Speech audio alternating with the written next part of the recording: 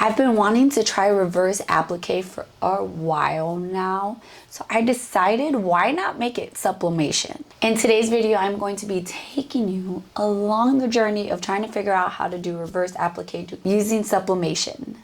So if you want to see how it went, just keep watching. If you're new to my channel, my name is Leslie. My channel is all about sewing, pattern drafting, and a sprinkle of sublimation. So if any of those things interest you, please consider subscribing. And let's just jump into this video, guys. So let's talk about how I designed this. It was super simple. All I did was type out the word. I wanted the word. I would suggest to use like big, bold font. And so I typed it out in Affinity. And Affinity is free. If you don't know, the new Affinity is free. There's some features that are paid, but for the most part it is free. So check it out if you have not already bought Affinity, because you can use it for sublimation, you can use it for pattern drafting.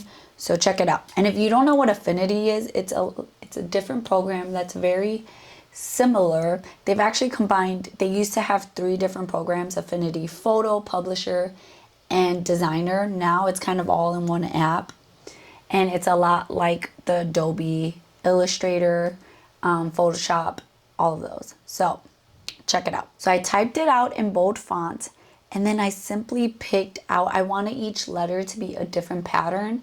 So I picked out 4 different seamless patterns, and I just placed them on top of the letters. I grouped them together, and then I created a clipping mask to the letters. And it was as simple as that. You can add photos if you want to add photos. You can make it plain, whatever you want.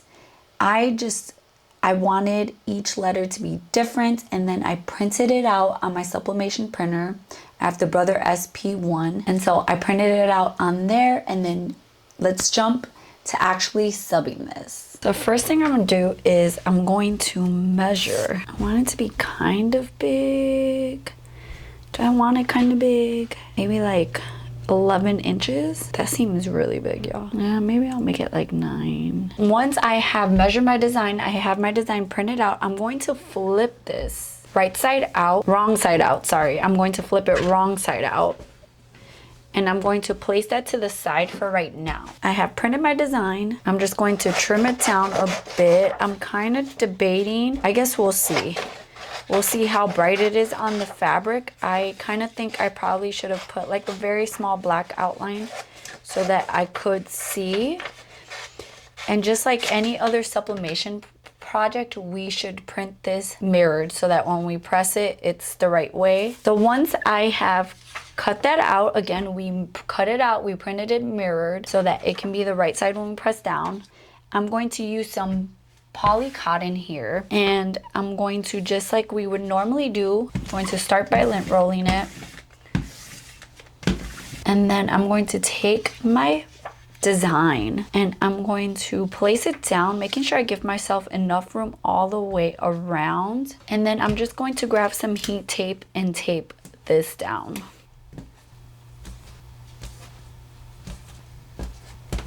Once I have taped that down, I'm just going to grab a rotary cutter and I'm going to trim it around. Now that I'm going to place some butcher paper down on my heat press. I have it set to 385 degrees. I'm going to place my poly cotton down. Poly cotton is very thin, so it does definitely bleed through. So definitely need that. I'm going to just fold over my butcher paper on top, and I'm going to press for 60 seconds.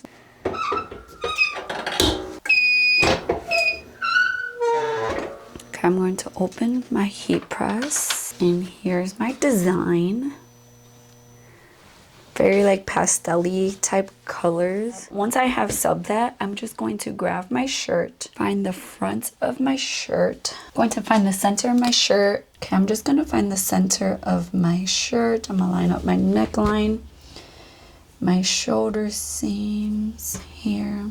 And I'm going to take a water-soluble marker and I'm just going to mark center. I'm going to take my design where I want it. I'm thinking right underneath this like little crisscross situation it has going on right there. Facing my design right side with the wrong side of the fabric here, and I'm going to pin all the way around, just so that this does not shift on me. I probably should have used like full poly fabric for this, so that I wouldn't have to worry about it fraying, because now I'm thinking about what I'm going to do about it fraying, but I think we'll just cross that bridge when we get there. We're trying this for the first time, and we will learn along the way. I'm making sure that I'm not pinning through my back layer, just the front bodice letters here, so that I can know where to sew. This is water soluble, so it will come off in the wash, or you can pass like a wet rag.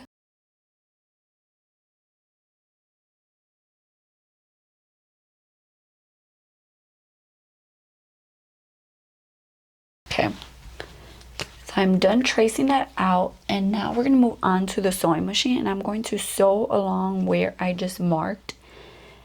And as I'm doing this, I'm going to place white thread on my top thread, because I'm be sewing from this side backwards for a second, but it's not. Okay. Ooh, I was gonna be like, no. Okay.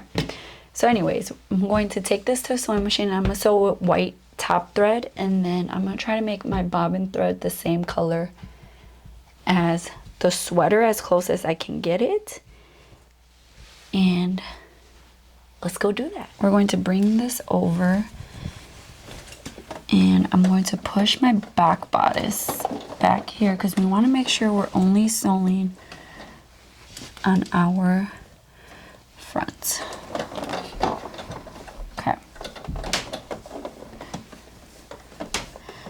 Okay, so we're just going to basically trace this out. Basically just going to follow the line here. I'm going to make sure that this line is lined up with the middle of my presser foot, because that tells me where my needle is at. So I'm just going to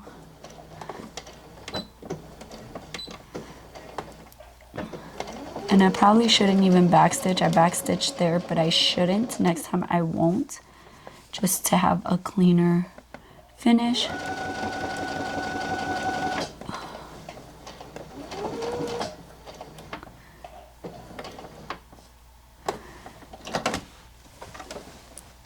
When I get to the bottom of my line, I'm going to leave my needle down, pivot, and keep sewing. And it's okay if you get inside of the line. You just don't want to get outside of the line.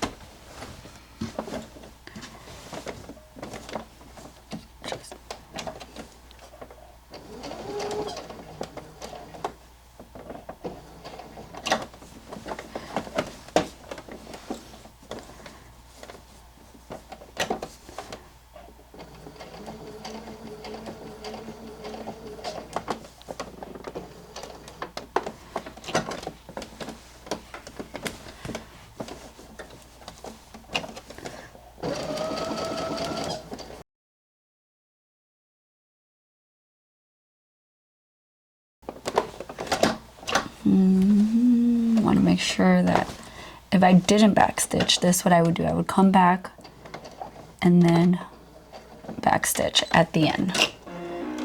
So this one's an A, and I forgot to draw in the center of the A, so you want to make sure you draw it in. I'm just going to draw it in right now, just like that. And then I'm going to do the same thing for this inner part of the A. I'm not going to backstitch. I'll backstitch at the end.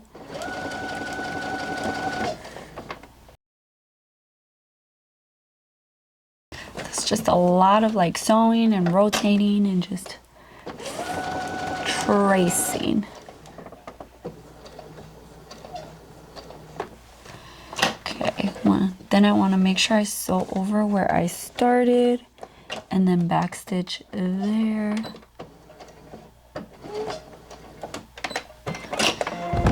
and cut my threads. So you can see that, you can see the outline of the A is sewn there. And I'm just gonna continue doing that for all my letters. Once I sewed it, it looks like this. I trimmed all my threads from this side, and now I'm going to flip it to the other side, flip it right side out, and trim the threads. I did it with thread that matches, so you can't see it too much. You can only really see where I backstitch, so maybe next time I will just like pull the thread through and tie it off. Now comes the very scary part. We want to cut into this inside of where we sewed, and we want to make sure we don't cut through the back fabric, or else all our work was for nothing. So I'm just going to pull this back fabric away, and I'm going to make a slit in the main fabric like that. And then I'm just gonna slide my scissors, and I'm going to start making sure I'm kind of lifting up the fabric as I cut. Basically, we're just cutting our fabric. Ooh, I'm so scared.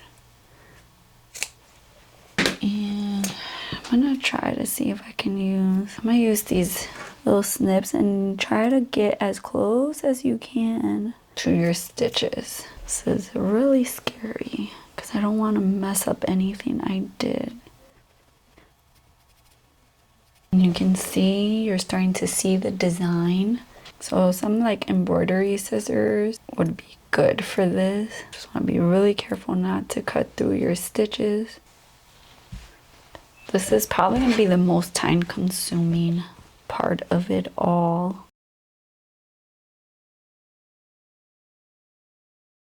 And if you used thread that's different, it might be easier, because then you'll be able to see where you're cutting. But I did not.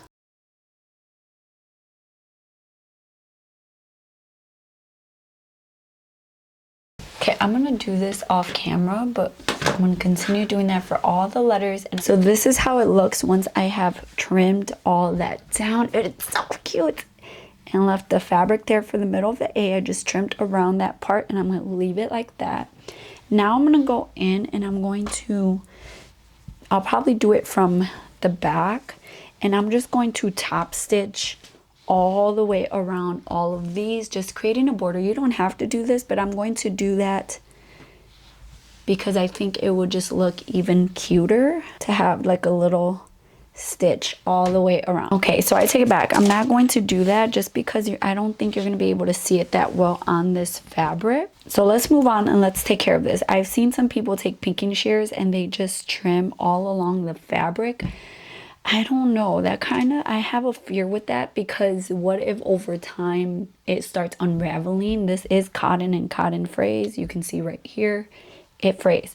So what I'm going to do is I'm going to trim it into a rectangle just a little bit so that I don't have a crazy amount of fabric here. And then I'm just going to take some bias tape. I have some random bias tape here that I have, and I'm going to just do bias tape all the way around just to protect these edges from fraying. And this is how it turned out.